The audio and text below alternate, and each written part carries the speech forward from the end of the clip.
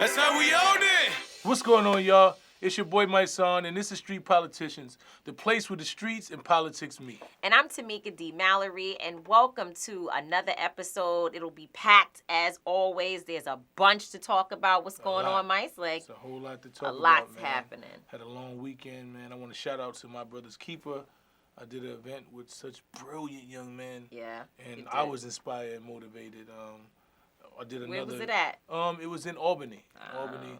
The My Brother's Keeper Foundation. They take young, educated boys, black and brown boys, and they join this organization in which they take them on trips and they educate them. They give them leadership classes, and they have to maintain a certain GPA. So it was just dope to see young brothers like that. That's what's up. That was during the Black and Puerto Rican caucus up in Albany, New York this weekend. A lot of great stuff happened up there. So this week we want to talk about Fashion Week. You know, Fashion Week is probably something we wouldn't really be discussing on this show, except there were more claims of racism within the fashion industry. A model. No, really? Well, Wow.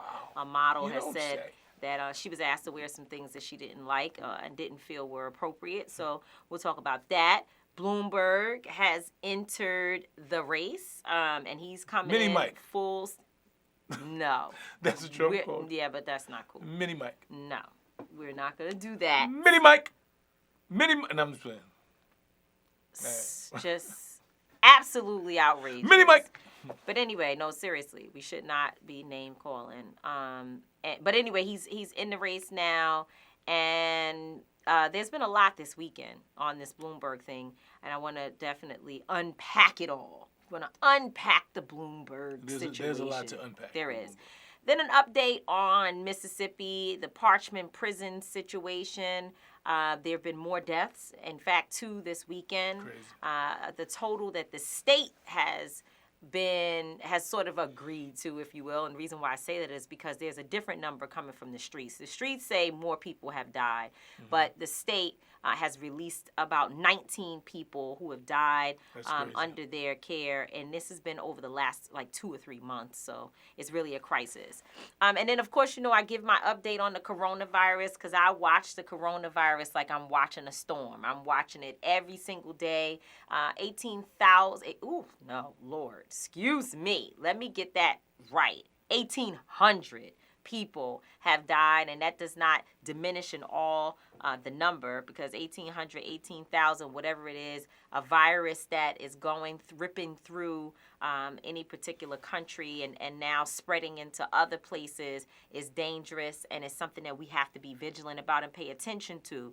As I was watching MSNBC this morning, they were talking about the flu, regular influenza flu, and how many more people have died this year from the flu than the coronavirus. So when you put it in perspective, what they've said is that most people who get the coronavirus, they just have regular symptoms like they have a cold. And so long as they don't have other health challenges, elderly or very, very young, you should be okay. So it's not a cause for us to panic and be super concerned. But I never believe anything that spreads this fast can be quite dangerous. Just to reiterate that when you put it in perspective in terms of the regular influenza flu that all of us are subjected to every day as we travel about, go to work, go to school, your kids go to school, and all of that. Actually dying more from People the flu. are dying more from the flu than they are from this. However, this particular virus has come forward in a shorter period of time. And it's, and the numbers are pretty high. So, be vigilant, because I'm certainly being vigilant. Oh, and guess what they said on MSNBC today as the number one thing that any individual should do is to wash their hands. How did I know this? How did you know? Because I'm on the guys around me all the time about just washing their hands. That's it. Just wash your hands. But it brings me to my thought of the day. My thought of the day is around a comment on an Instagram post. So I talked about Parchman Prison. I posted that another man died over the weekend. And a young woman wrote to me in the comments, I thought Jay-Z was handling this. And I sat and really pondered on that. Like, wow, I thought that Jay-Z is handling Handling this. what? What is this? The jail. People keep dying in the Oh. prison. So she thought Jay-Z was Jay-Z was handling gonna do it because she's Superman. seen, And I responded to her and said, one man cannot help or cannot solve 400 plus years of oppression. Ooh, And she wrote back to me, that's a word. yeah. I'm talking about Parchman Prison. Like, what are you talking about? And it just totally went over her head. And then I felt bad because I realized that, one, I did not invest enough in that conversation. Mm-hmm. I probably should have had more dialogue with her because I think I lost after that because she never came back. But the other thing is, so many of our people, I looked at her profile, and you know what, today, since I did look at her profile, I'm going to go DM this sister and fix my error and be more of a teacher and an educator and call her in and not out. Pull her in. But I thought about how so many of our younger people really think that there's an elevator to justice and an elevator to success in general. And there is none. Like, you have to take the staircase. It's the long, hard way. And everything that we're talking about today, from the Fashion Week piece to presidential politics to Parchman Prison, It's going to be a process. It's a process. It's a process. There are steps to move forward. For us to just always diminish any level of growth and evolution that we make and progress that we make, we shorthand ourselves. We don't give ourselves the opportunity to grow. We look for the microwave answer to everything, and that's not reality. I think social media has kind of created that, where people want to see something go from start to completion quickly. But I also understand, and which is why I want to go back to that young sister and have a conversation with her. I also understand that people kind of feel like there's so much bullshit happening in the world that it's like, show me the nitty gritty. Like, get me quickly to what's the plan here, right? Because folks don't necessarily feel invested or confident about what Jay's doing with the NFL, what you and I may be doing in Parchman Prison, they don't feel like the comfort of their living room has gotten any better. Mm-hmm. And I get that. It's like, people are looking for the tangibles. So if people are still dying in Parchman Prison, then what the hell are we all excited about when these moments come where we do have, where we tout success? Mm-hmm. So for instance, on the updates, right, the first thing that happened was Unit 29 is closing down. That's now, by the way, keeping it all in perspective, and I want to make sure that I write down, so we go back to your point about the PSAs and what they've done, on Jay-Z. But to keep it all in perspective, as it relates to Unit 29, it was never supposed to be open in the first place. That's a fact. It was not. It was actually a condemned building where prisoners were moved because things were happening in the unit that they were in, and they were trying to get control. I believe that they were in more of like a dorm. What do you call it? A dormitory status, right? Yeah, a dormitory status. It was more communal. And because of a couple of incidents that took place, they moved people to an older jail that was more secure, so they say, because there were more cells and what have you. And so that building was already condemned, hadn't been open in many, many years. Someone says at least a decade. That's what I heard, that it had not been open. And so the fact that they put prisoners in that building in the first place was absolutely wrong, crazy, outstanding. Just ridiculous. All the words you want to think of to describe wrong and a crime. They should never have moved prisoners there. So when they come out and say we're closing down Unit 29, it's it's like, it's incremental. It's like, okay. But the reality is, it really actually was supposed to be closed, and it really wasn't. And y'all just used it for the time being because you didn't have anywhere else to put it. So it's kind of like a little bit of fool's gold. It's a little bit of fool's gold. But the reality of the situation is something that wasn't happening the day before. Right. So that's what we have to be able to explain, the nuance in all of this to our people. So we don't feel like we lose. See, I was having a conversation with my brother David Banner. Like, we have real conversations. He'll call me and just check on me from time to time. And he was like, brother, our people are jaded. Like, we need a win. He said they want to see wins. Like, we have to give them something that's tangible. We have to make the goal. We have to set a goal, and we got to win that goal and say, look, we got the goal that we set for. Right. Because they want to fight, and they know that we need justice, and they know they want equality and equity and all of those things, but they haven't seen a real win. They don't even know what a win looks like, and we're not presenting it like, look, we won this.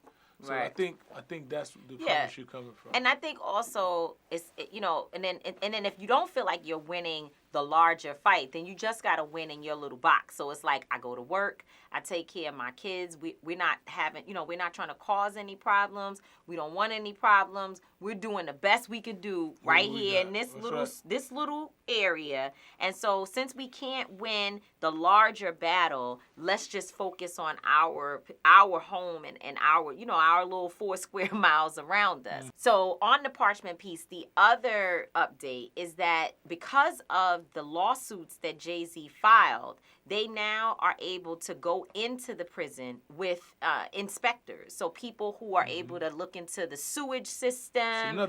That's another. It's incremental. They're going in to be able to look at the jail and be able to assess or the prison and assess what is happening there, what the conditions are, and how the prisoners are living. That's important because you need that for your lawsuit. You also need that so you are able to continue to have conversations with the local government to talk about why things need to happen now, not waiting for a lawsuit that's in 10 years, 5 years, but right now there has to be steps taken to deal with the humanity of those people who are locked up inside of Parchman Prison. And so, you know, that also was another big step. But again, someone wrote on my Instagram page, there was a report that was like 300 pages that came out 5 or 6 years ago that basically condemned the prison. So why are we here now? And I think the why, you know, like, why now all of a sudden are we talking about a new report? It seems like it's just basically a merry-go-round, go round and round. But the thing that folks have to understand is that opportunity, timing, and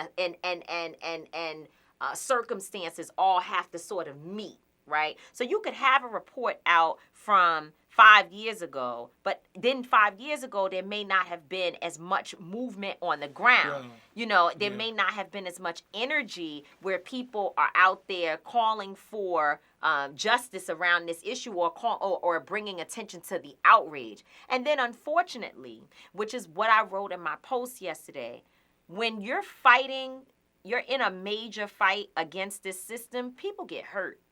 People even die. And in this moment, the components that are coming together is that you have someone like Jay-Z and Rock Nation, Team Rock, that's out there suing the Department of you know, well, not the Department of Justice, but they're suing the Department of Corrections, suing the state on behalf of these prisoners. Then at the same time, you also have us, all of us out there, bringing attention to the local fight where Miss Sharon and Lukia Mamumba and Leah Campbell and Danielle Holmes, the Poor People's Campaign, the Mississippi Prison Coalition, they're out there so that you have those two things coming together. And then, unfortunately, you have loss of life. So you have more attention on the situation, and therefore you may be able to move towards... The needle a little faster. Exactly. And that's what people don't understand when they go, oh, yeah, I just want to march and rally, and I'm tired of marching. And I try to explain to them, it's about bringing awareness. It's about bringing awareness and also unifying people with like minds, the people that you know are going to be by the side, to see how many people actually share your frustration for one subject. And when the government officials see that, and when we put that on the news, it makes them say, okay, we don't need some type of uprising from our people because the people are not happy. So if we don't deal with their issues and talk about what they're angry about, then we're going to have a problem. So when people get, oh, I don't know about marching, no, it's definitely necessary. Like you said, you know, these things bring awareness, and because it's highlighted, because Jay-Z is talking about it, because, you know, the people are dying and we're able to put this on national news, because those things are happening, it moves the needle a lot faster than situations that are happening in other towns and other states where we putting together the Parchman you know, so it happens. And this right here,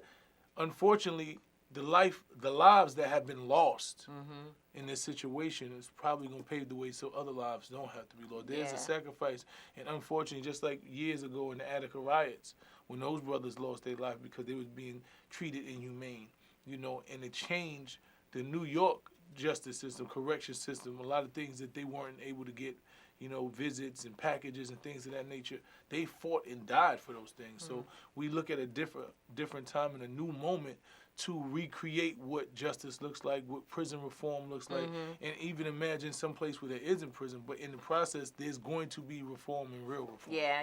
You know, I got a call from a woman the other day, and our co-founders, Linda Sarsour and Angelo Pinto, attorney Angelo Pinto, were with me, and I just happened to put the call on speakerphone, didn't even know who was calling. In fact, it was a 901 number that I get calls from often, but I don't answer because I don't know who it is. But this day I answered the phone, I put the lady on speakerphone, and she says to me, hi, you know, she was a older country woman, and she said that she was trying to get someone to check on her son in Parchman, that he told her he didn't even have clean water, that the water is brown.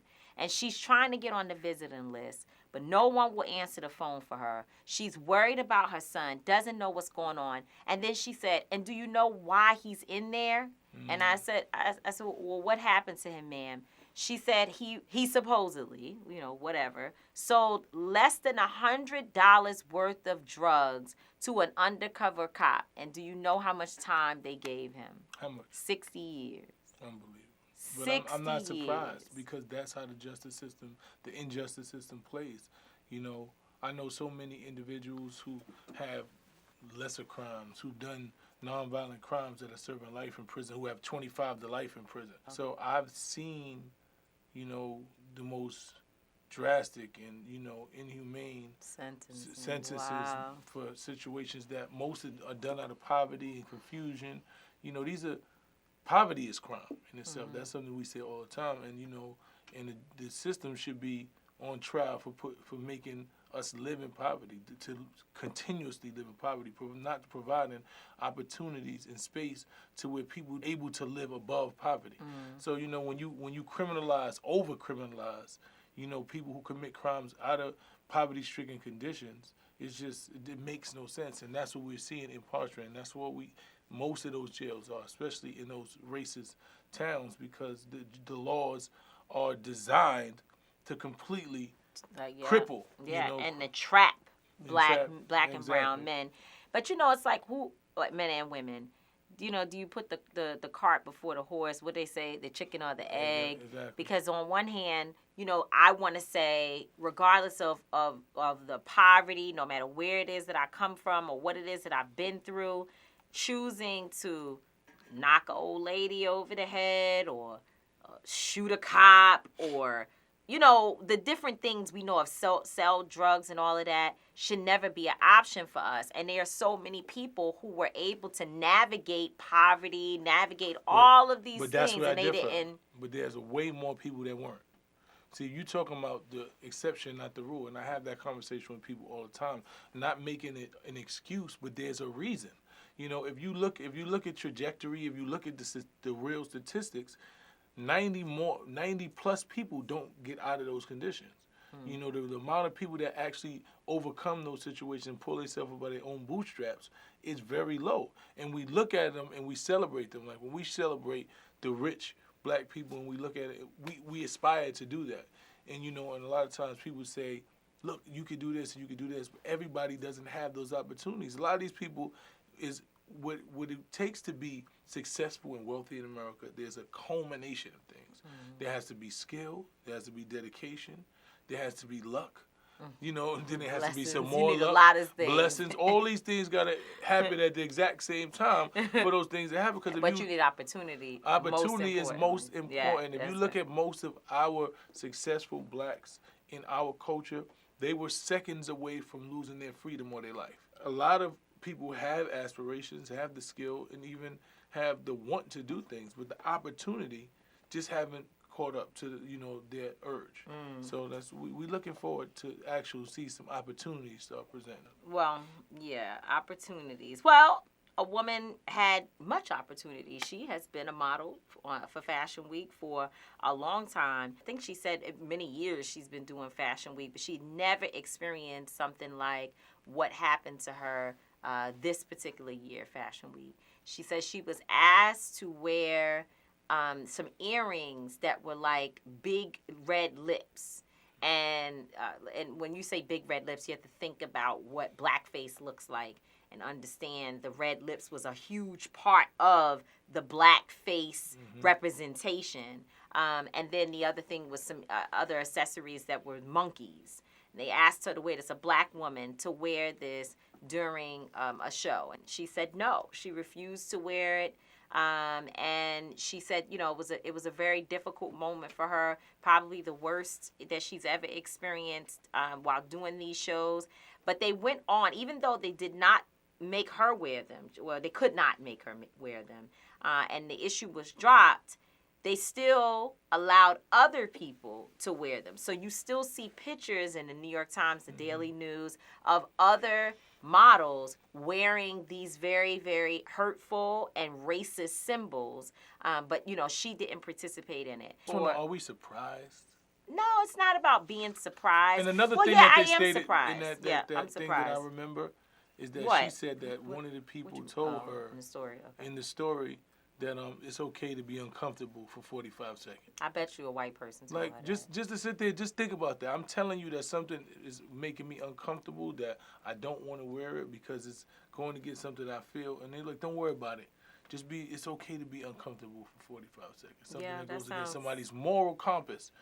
You know, that's an insult to their racial, you know, heritage. Yeah. And you tell them just be uncomfortable for 45 seconds. But It's okay, just, continue on. No, you continue on. I mean, no. it's just, You but was people talking tell us about- that all the time. I just want to say for this sister that I really appreciate the fact that her career could be ruined, because now she's a troublemaker. She's too difficult to deal with. As a black woman, she's too aggressive, and I'm sure all the stereotypes are being thrown around in the industry to describe her for taking this stance. But we as black women, let me speak as a black woman, are so proud that she stood up and said no. And sometimes that's what it takes, is to just say no. I won't do it. So just say no. And I mean that. Like, don't allow people to make you feel uncomfortable for a few moments. But at least she knew there was something to feel uncomfortable about. Because I'm sure some people slapped them earrings on and put those accessories on and was like, bring it on. They don't have a clue because they don't know their history. And obviously she's been exposed and knows what these symbols mean. So lots of love to the sister. Thank you for standing up and doing what she needs to do. But it just makes me think about last year around the Gucci blackface sweater. And, you know, I just sometimes, my people, it makes me feel so just worn out, right? Because there were people who really tried to argue with me last year when Gucci released their sweater. And the sweater, again, it was like half a face, a blackface sweater. You can find it all online. There was major outrage about this sweater. I think it was like $800 and something. They were selling this sweater. It was on the runway, and it was a big thing for them. They thought they had done something good, and until people saw it and said, "What the hell is this?" Like, you know, it was totally inappropriate, and it was clearly a enactment, or if you will, or redesign of blackface. And there were people who tried to argue that we were making too much of a big deal out of it. It was just a sweater. It didn't necessarily look like blackface. Why are we always trying to bring up old things in our history? And it's almost like we don't understand how stuff is connected. Like, we think that things happen just by, you know, it just sort of like just happens. It's by not osmosis. Yeah, by osmosis. It's not connected to other issues. So now what we see, because remember, but my thing about it is, I don't want to cut you off. No, please. But please. If we can be right, then why even deal with it? Right, if it's possible. If it's possible, if we look at this and say, "Then this is really too similar to something that resembles blackface," it triggers a lot of people. Right. So since we can be right, and it could actually be based on that, let's just not do it at all. Right. Resemblance. That was the word I was looking for earlier. Exactly. But it wasn't just Gucci during that time. It was Prada also. Prada, maybe a few months before that, had some like blackface Montclair. keychains. Montclair had something. And then Burberry had a few incidents. And I love Burberry. And they had a few incidents with racist things. I think the one that really was like just, it was a noose. The woman at a fashion show last year, Fashion Week, was asked to wear a noose with her outfit as a part of a Burberry display during Fashion Week. And that model said no, she wouldn't wear it. So it's like, why do people not understand that all of this stuff, somewhere along the line, a decision has been made, and these designers are playing into it, that they are going to try to bring back an era that was extremely demeaning. That was an era. That was extremely demeaning and oppressive and racist and violent towards black people. Like, that's what they're doing. They're testing. Yeah. So when we made the claims last year, about what Gucci had did and what Prada had did, and we took that stand, a lot of people were saying, we're troublemakers. But there's a trend, it hasn't stopped. It's not going to stop. Ended. It's not going to end because they didn't see a big enough outrage, and people didn't make them feel like it was completely off. Right. And see, Gucci's, their stocks fell by a third last year. Their sales were down by a third last year during this time that the blackface issue happened, because people actually were protesting. The whole thing was that Gucci was going to, that they hired a chief diversity officer, a woman who I think is amazing, but I'm not even sure that the woman is black. And the issue was about their what they had done to offend black people. So that's one. Then second, they are supposed to be distributing $5 million, which is nothing. That's no money, period. But nonetheless, they were supposed to be distributing $5 million to organizations that do social justice work. I have checked with all the people I know, and no one has received the $5 million. Gucci, but it may be out there. You got some explaining to do. Well, trust me, I have a box full of belts and things that I want to wear, and then a bunch of other Gucci stuff that I will never be able to put on. I'll never wear it again in my life. Ever. Fuck Gucci. Ever. My song, that was your go look up my song, Fuck Gucci. You sure do have a song Definitely. that says that. Because we don't need that one brand. We don't need them at all. We could just say, if you disrespect us one time, we're done and we're moving on. And the fact that their stocks was down during the time that we were protesting is a good sign for our people. We probably would not be at the point today where a model is being asked to wear monkey earrings and monkey lips. If we had cut it off before.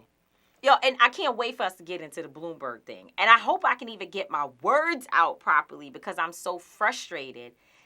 Do we want to be free, or we just want Massa to be nicer? That's the question we have to ask. The nicest slave master. That's what we're trying to do. Yeah, because getting free would mean that the entire industry is so shaken by what happened that no one has a fashion show with blackface and monkey earrings, and that no more nooses and body chains and whatever. That would be freedom, because true freedom would say that every single fashion house would know we have to hire, do whatever is necessary to have diversity and sensitivity to racial concerns, and that these things cannot ever happen again. But because of the fact that they see, just give a little $5 million, hire a little, person, one or two people here, and I don't want to say little as it is relates to a woman who I believe is qualified, but let's just hire someone, and that's all we got to do. So even if we get in trouble, it goes away, because once we get a few Negroes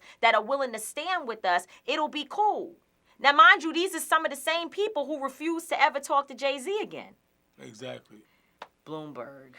So, hey. Doomberg. Listen, please don't be Trump.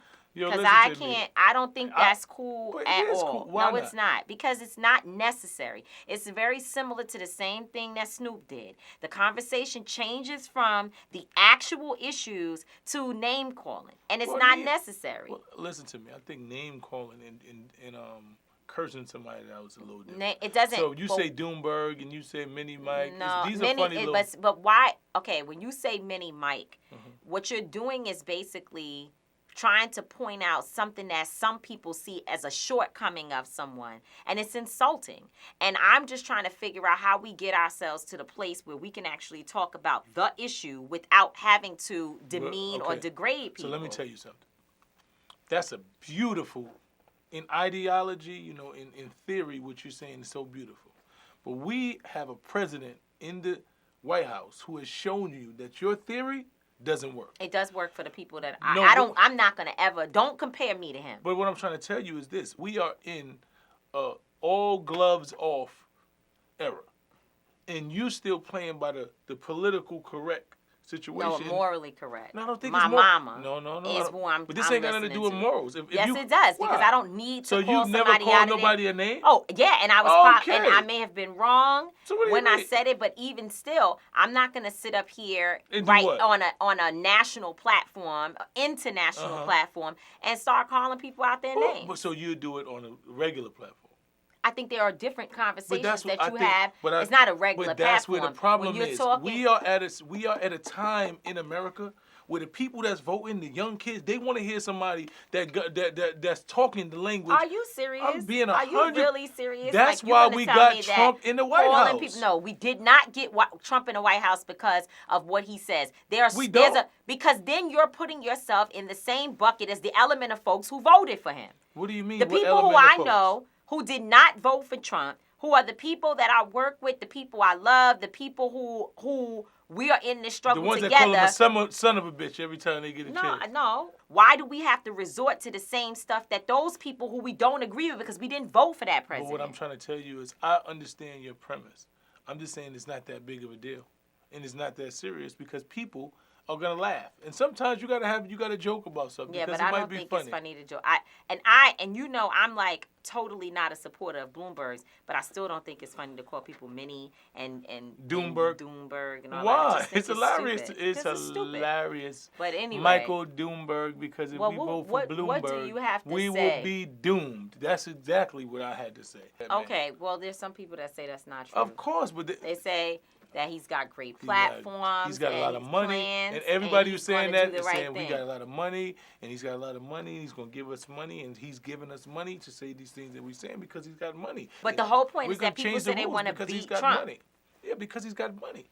And he can. He has money, and he can stand up to Trump. And he's going to sit there and call him names. Yeah, he's going to make the same back and forth. So people can't have this moral code, right? And say that Trump is the most disgusting person. And when you look at Bloomberg over the history of what he's done in New York, his policies, his rhetoric, the way he's talked about people, if you listen to the tape that they have out now, where he says you can pretty much Xerox, you know, what the criminal look, the description of a criminal is. He's young, he's black between 15 and this, and 16 and 24. I think 16 and 24, and you just throw them up against the wall, and you get the guns, and you get whatever, and you just keep throwing them up against the wall. So when you can have a conversation about somebody who said that, who a year ago sat there and praised the 94 crime bill, who has never apologized until he decided he was running for election for what he did with stop and frisk. You know, when we can sit there and praise somebody like that, we have lost our way. We've been gone, though. No, we've been gone. But this right here is the ultimate, because you're voting, you're telling me that you're going to replace Lucifer with Satan. Because this is exactly, you are pretty much going to vote a multi-billionaire into office who has less allegiance than the multi-millionaire that we just vote. And you see what that means. But why do you think Trump has any allegiance? He doesn't. But I'm just trying to tell you, he has less money, so he might need a couple of people to donate here and there. That he might have to act like, I like you people, and I need you to do this. Michael Bloomberg has changed the laws in New York State to fit him. He had 3 terms, and then when he voted to get him a term, changed the laws, then got out of office and changed the law back so nobody else could do it. The things that you're naming are so traumatizing to me as a New Yorker I'm not just a regular New Yorker who just goes about work every day. I literally was in the belly of the fight against Bloomberg and his policies. At the time, I worked for Reverend Al Sharpton, who was one of the leading voices against stop and frisk in the city, and we worked alongside a lot of folks, the New York Civil Liberties Union, unions in general, like 1199, de Blasio, the current mayor, an NAACP, Hazel Dukes, Marvin Bing. I mean, you name it. We were working together to fight against Bloomberg and the stop and frisk policy. Yo, when I listen to people on the news, it's like I'm living in the Twilight Zone. They ain't even talking about the same person He ended stop and frisk. No, he didn't just end stop and frisk. First of all, he went to court and spent millions of dollars trying to fight against the end of stop and frisk, even after a judge ruled it unconstitutional. And and all of those things didn't just happen. We put 50,000 people in the street down Fifth Avenue to his house on Father's Day in order to get the real attention of New Yorkers and people across the country. This didn't just happen. And I remember, because I said blood, sweat, and tears, and some people were like, oh, you're being dramatic. And sometimes we're a little dramatic, but whatever. They're like, oh, we're being dramatic. No. I remember in the midst of the Sean Bell March, during the Sean Bell March, I remember there being so much confusion and tension between the police and the protesters and all of that people got cut and bruised, and they were literally bleeding because I had on a white jacket and the blood was on my jacket when I got home. And Sean Bell, for those people who don't know, he was shot when police fired 40 bullets at his car on his wedding day. Joe Guzman was hit 17 times in that shooting, and Trent Benefield was also shot in the car, and Sean Bell died before his wedding, okay? This happened under the Bloomberg era.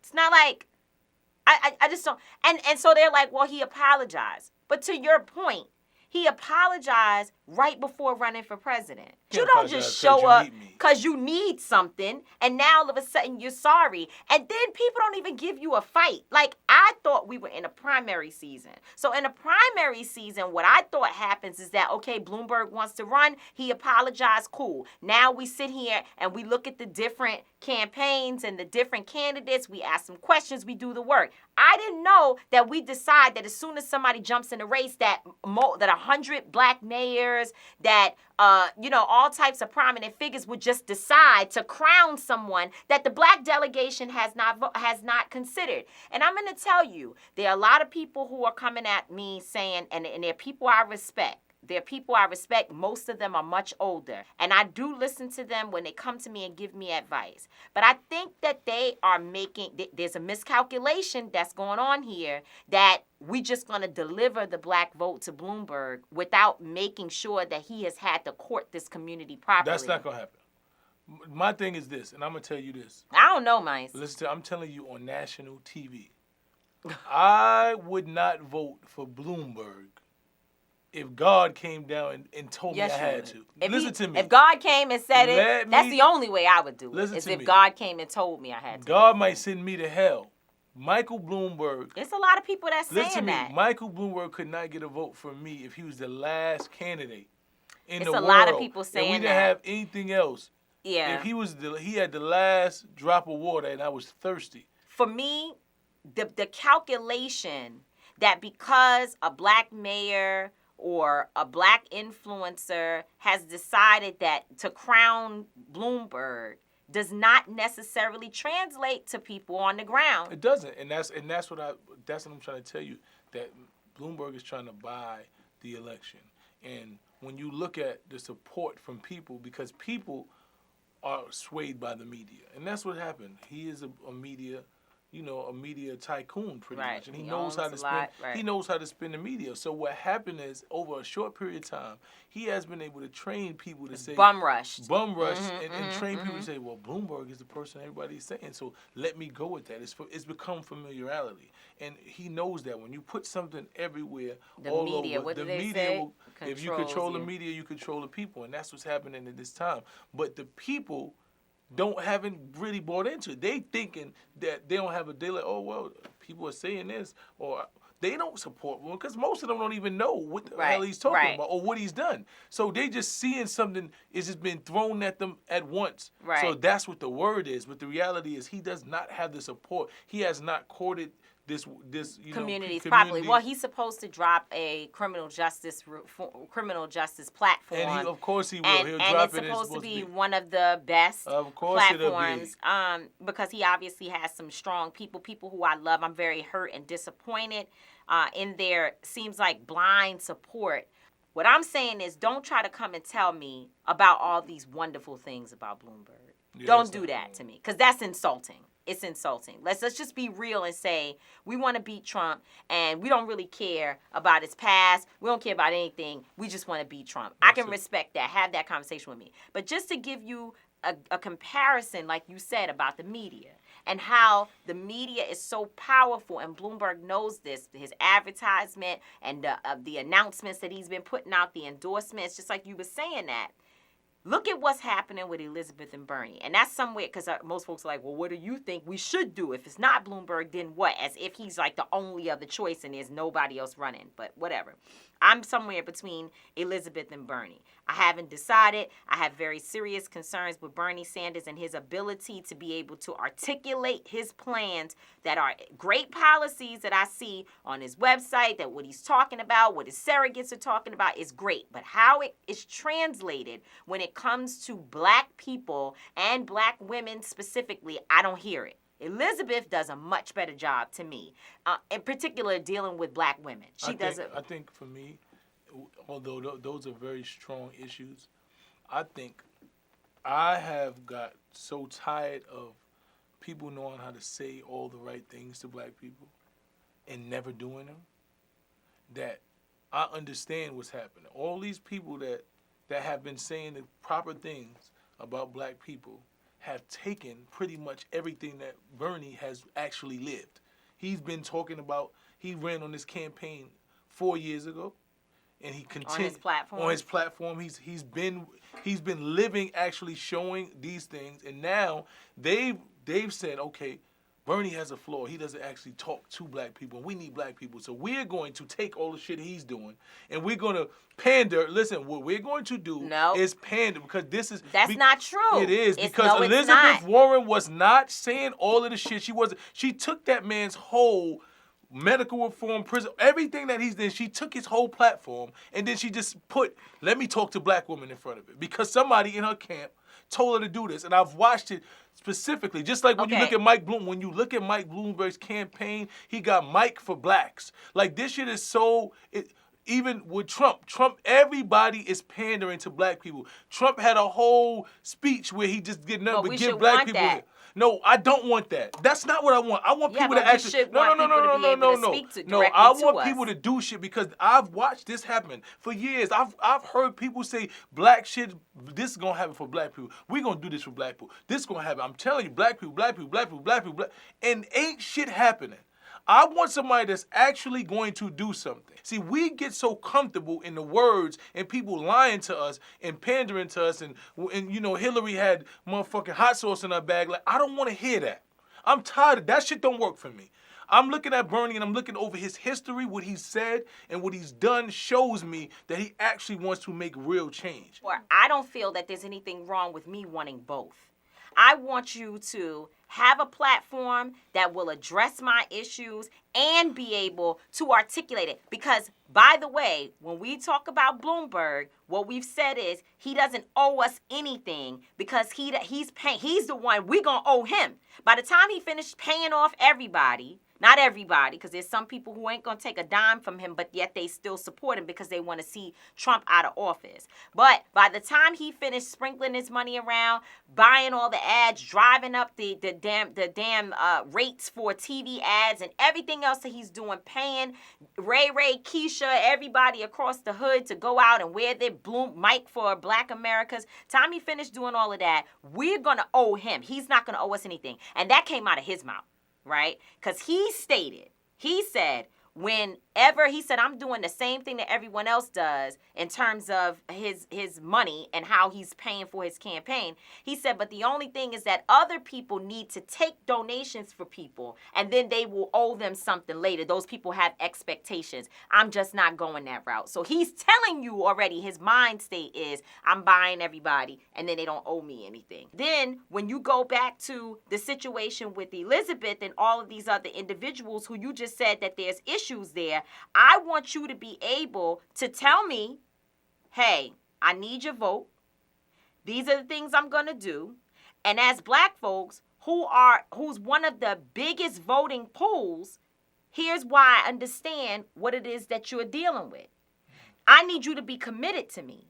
I need, just like he's saying he doesn't need to be committed, I need you to say I am committed. Mm-hmm. I'm committed to your issues. I understand Black women, what it is that you're dealing with raising children. I understand infant mortality. So as it relates to health care, I'm going to try to address those issues. I understand criminal justice reform. I understand your issues. Mm-hmm. That's okay. Because as a Black woman who votes 90+% on the Democratic line, we deserve to hear our names called. Don't just tell me go read the fine print on the website. But I hear what you're saying, but that has not worked. No, that's not. No, it hasn't because let me tell you why you're wrong. Tell me somebody that said, I'm here for Blacks. I'm going to tell you why I'm wrong. Just tell me I'm going to tell you why you're wrong. So tell me I'm going to tell you why you're wrong. Yeah. Because, number one, there's been nobody. Bernie is the first time. I'm talking about, listen to me. We got the Black. Listen to me. No, but let's have a real conversation. Let me finish what I'm saying. Okay. There's been no one like Bernie and now Elizabeth as she has moved to the left because Bernie definitely.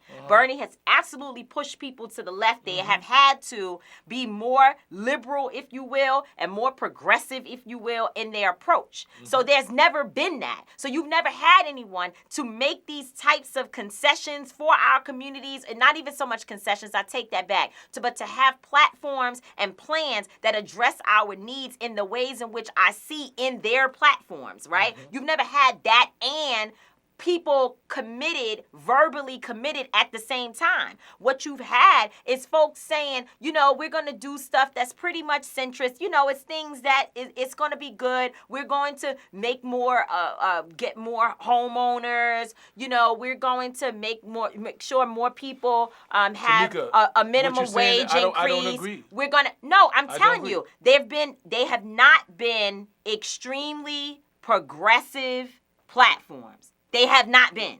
They just haven't been. But that's what I'm trying so to you've tell never you. had this moment in history before. What I'm trying to explain to you is Bernie Sanders has the most transformative platform of I agree. Policies and everything I agree. Are going to dramatically change Black lifestyle. If it ever can happen. So okay, so boom, this is what I'm trying to tell you.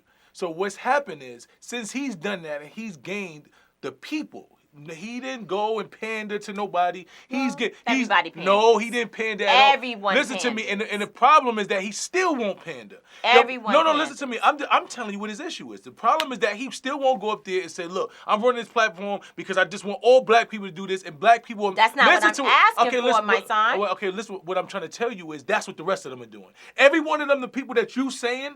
It have been doing it. I think that's not fair. But I'm telling you, I think that's not fair. But let me finish my thing.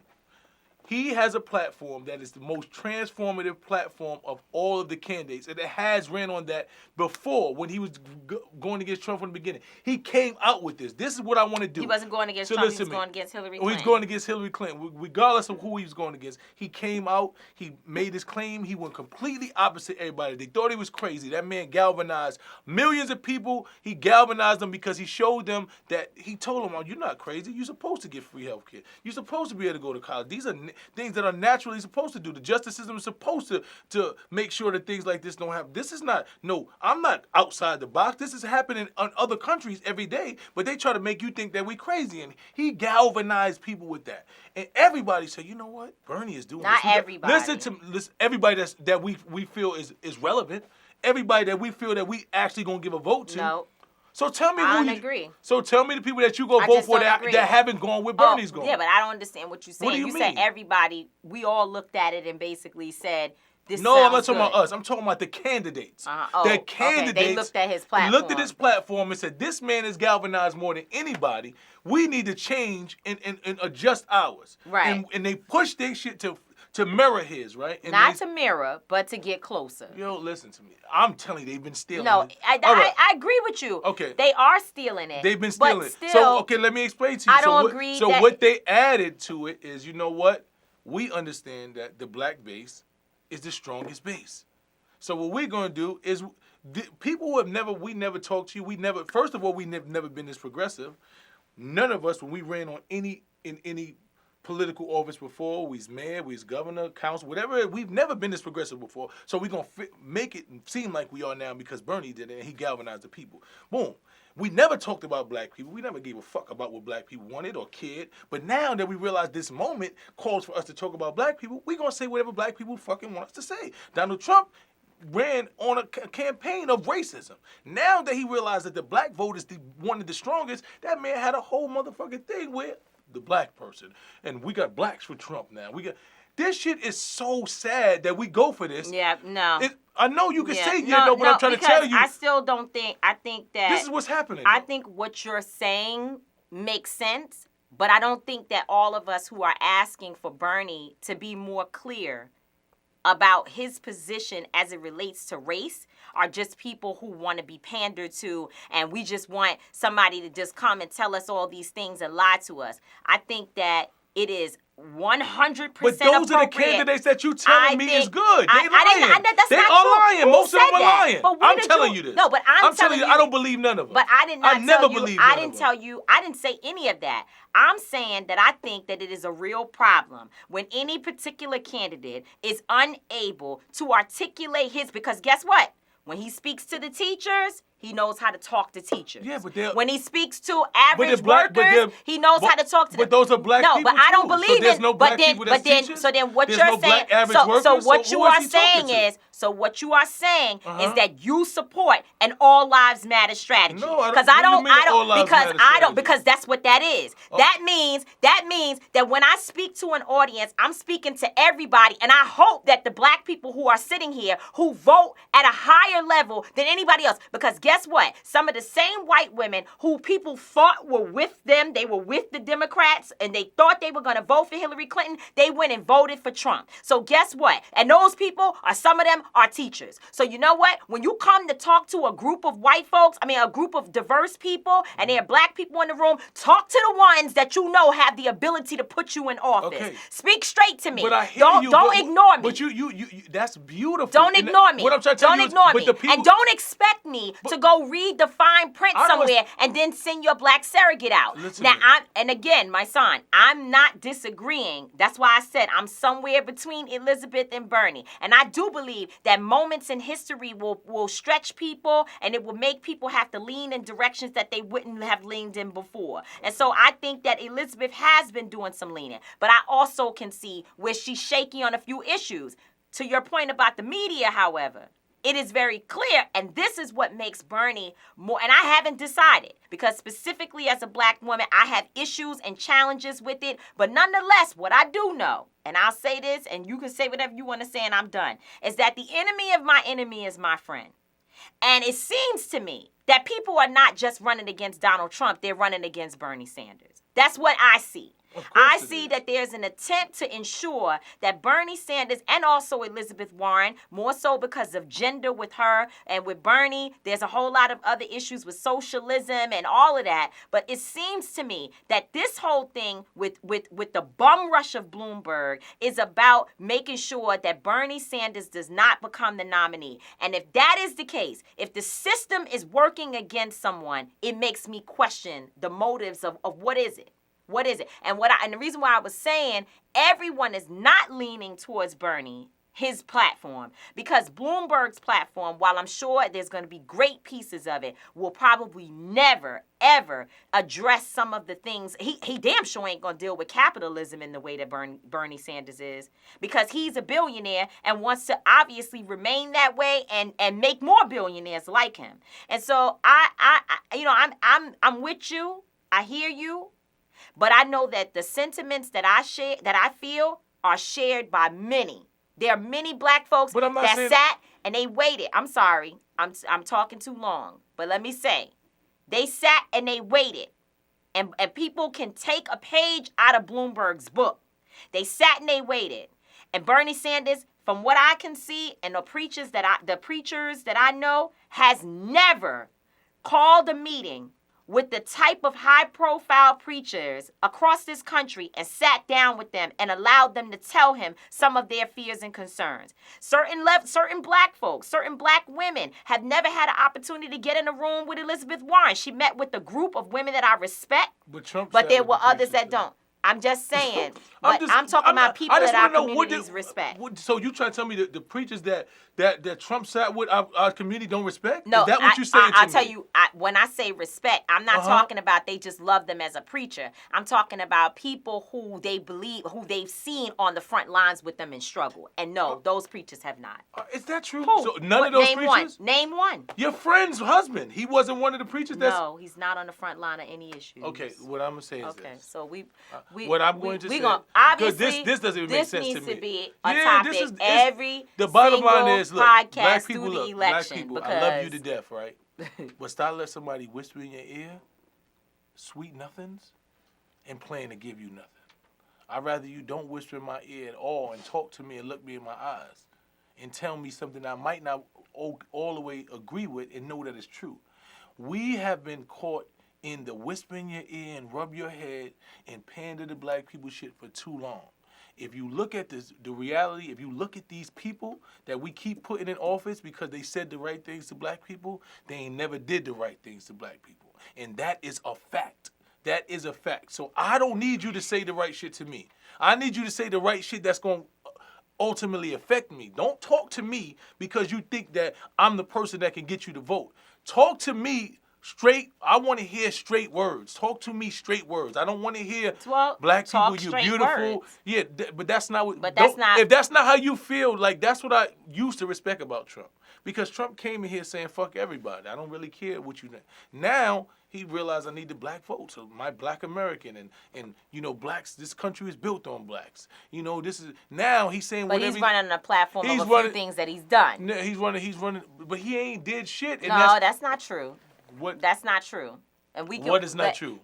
Next podcast. What is not true? On the next episode but did you of see, Street Politicians. Did you see what Obama put up today for President's Day?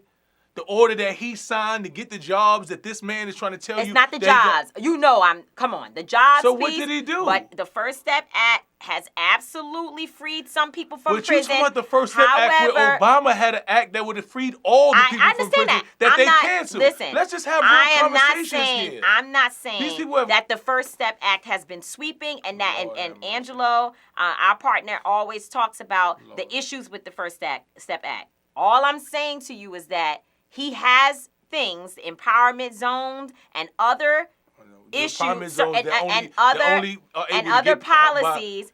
Like your boy T.I. said, yeah, empowerment zones work for me because I got money. And other policies that he is touting, that he has, that some people will agree with. That people have been I didn't say I agree. bamboozled. I'm saying there are some people that will agree. And we have to be able to speak to them. Anyway, Super Tuesday is coming up on March 3rd. That's when Bloomberg is actually going to be on the ballot. And at that point, people have the right to go and vote for Bloomberg if that's what you want to do to become the nominee. But I think, you know, anybody that forces it down your throat and doesn't really have a real conversation with you about who this man really, really is, the allegations of sexual harassment in the workplace where 60 women are telling their stories. It's been all out there this weekend. His comments on redlining. And guess what? When we talk about his comments on redlining, They're trying to spin it, his campaign, and say that's not what he meant. But if you look at gentrification in New York City and how many homeless people have are as a result of his policies, where he allowed the sweet favors to be given to the developers and took away from public housing and people who just lived in little everyday tenement buildings, his redlining comments really are not that far apart. I believe that everything that Bloomberg has ever said is what he actually means. So that's where I stand. I don't support Bloomberg, and I don't believe there's anything that's going to happen from now until it's time for me to vote in New York that's going to change my mind. Yeah, good luck with that. Even though I don't get nothing that just happened with Bloomberg, I'm going to go into another thing I don't get. So this is my segment. I don't get it, and it's two things. And it's sad that we got to keep talking about one of these things. And the first thing is, Charles Barkley. Charles Barkley made some comments about Kobe Bryant during the interview, that once again was just classless. And he was talking about how, Kobe Bryant, we're not trying to make him into a hero. Kobe Bryant, quote unquote, has some flaws that we all know about. We know what happened in Colorado. We understand that.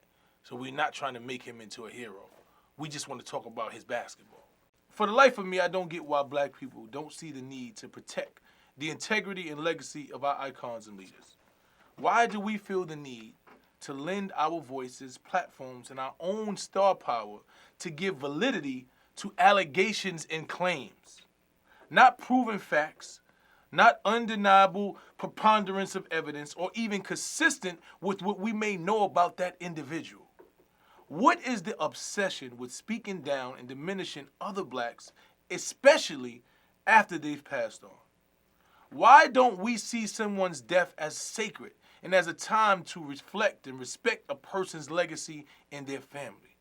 Are we so damaged as a people that we don't even understand the need to lift each other in these times? There's definitely needs to be a family meeting because everything isn't for public consumption. But we have to do better.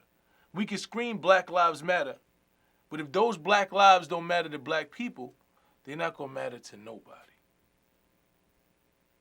And the second one, this young 6-year-old girl was admitted to a mental institution because she was unruly.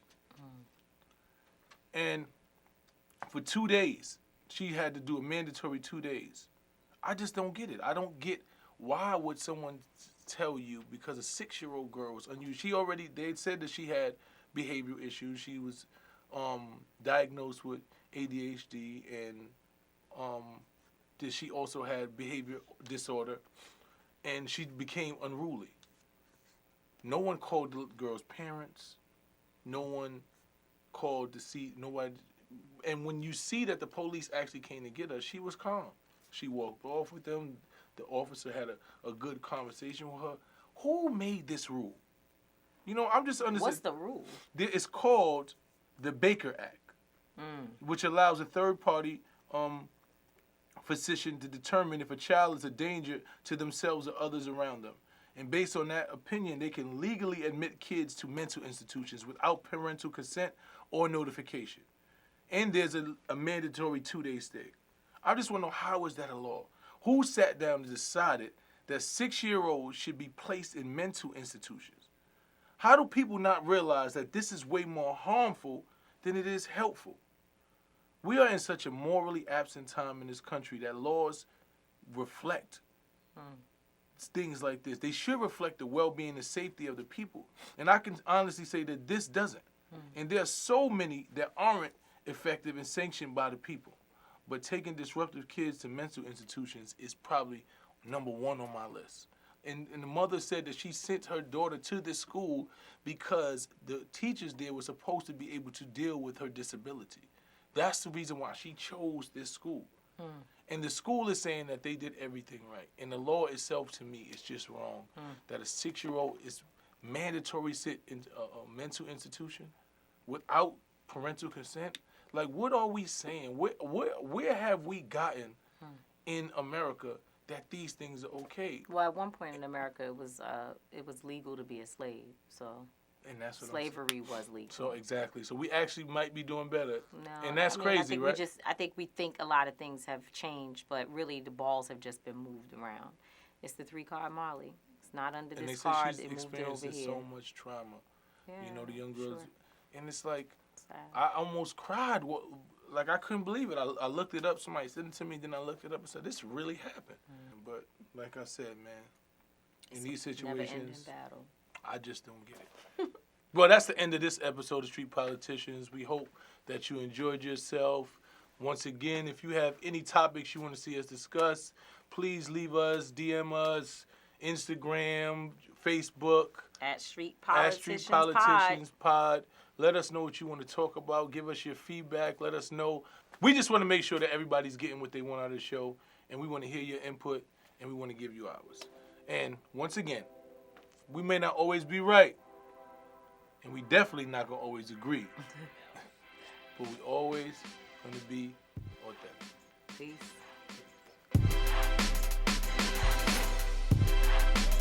That's how we own it.